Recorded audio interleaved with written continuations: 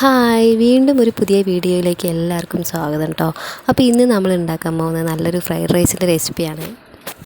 അപ്പോൾ നമ്മൾ അതിന് വേണ്ടിയിട്ട് ആദ്യം തന്നെ 1 കപ്പ് ബസ്മതി റൈസ് എടുത്തൊരു പാത്രത്തിലേക്കിട്ട് 3 കപ്പ് വെള്ളവും ഒഴിച്ച് ഒരു 5 മിനിറ്റ് കുതിർത്തെടുക്കാം കേട്ടോ. ഇനി നമ്മൾ റൈസ് വേവിക്കാനുള്ള ഒരു പാൻ അടുപ്പിലേക്ക് വെച്ച് അതിലേക്ക് ഒരു 6 കപ്പ് വെള്ളം ഒഴിച്ച് നന്നായി ചൂടായി വരുന്ന ടൈമിൽ നമ്മൾ കുതിർത്ത് വെച്ചിരിക്കുന്ന അരി ചേർത്ത് കൊടുക്കാം കേട്ടോ. നമ്മൾ ഇതിലേക്കൊരു 1/2 ടേബിൾ സ്പൂൺ ഉപ്പും 1 ടേബിൾ സ്പൂൺ ഓയിലും ചേർത്ത് നന്നായി ഒന്ന് മൂടി വെച്ച് വേവിച്ചെടുക്കാം കേട്ടോ. ഇപ്പോൾ റൈസ് നന്നായി വെന്തിട്ടുണ്ട് കേട്ടോ. ഇനി നമ്മളൊരു ഹോൾസുള്ള പാത്രത്തിലേക്കിട്ട് ഇതൊന്ന് ഊറ്റിയെടുക്കാം.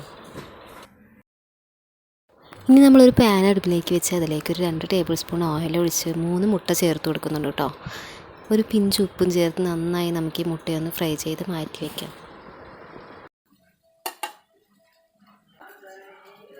ഇനി സെയിം പാനിലേക്ക് നമ്മൾ 3 ടേബിൾ സ്പൂൺ എണ്ണ ഒഴിച്ച് കട്ട് ചെയ്ത് വെച്ചിരിക്കുന്ന സവാള, പച്ചമുളക്, ക്യാരറ്റ്, ബീൻസ്, ക്യാപ്സിക്കം ഇതൊക്കെ ചേർത്ത് കൊടുക്കുന്നുണ്ട് കേട്ടോ.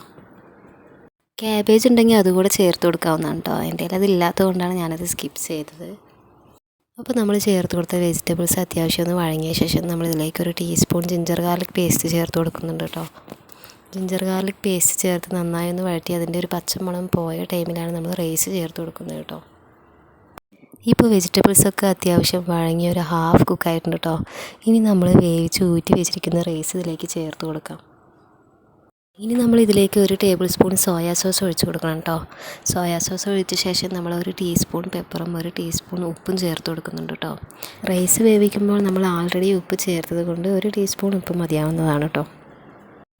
സോയാ സോസ് റൈസിൻ്റെ എല്ലാ ഭാഗത്തിലേക്കും എത്തുന്ന പോലെ നന്നായി മിക്സ് ചെയ്ത ശേഷം നമ്മൾ വറുത്ത് മാറ്റി വെച്ചിരിക്കുന്ന മുട്ട ചേർത്ത് കൊടുക്കാം കേട്ടോ. മുട്ടയും ചേർത്ത് നന്നായി ഒന്ന് മിക്സ് ചെയ്ത ശേഷം നമ്മളിതിലേക്ക് 1 ടേബിൾ സ്പൂൺ ടൊമാറ്റോ സോസും ഒഴിച്ച് വീണ്ടും ഒന്നുകൂടെ മിക്സ് ചെയ്താൽ വളരെ ടേസ്റ്റി ആയിട്ടുള്ള ഫ്രൈഡ് റൈസ് ഇവിടെ റെഡി ആയിട്ടുണ്ട് കേട്ടോ. അപ്പോൾ എല്ലാവരും ട്രൈ ചെയ്ത് ഫീഡ്ബാക്ക് അറിയിക്കണേ. ഓക്കെ, വീണ്ടും ഒരു നല്ല റെസിപ്പിയുമായി കാണുന്നവരെ ബൈ.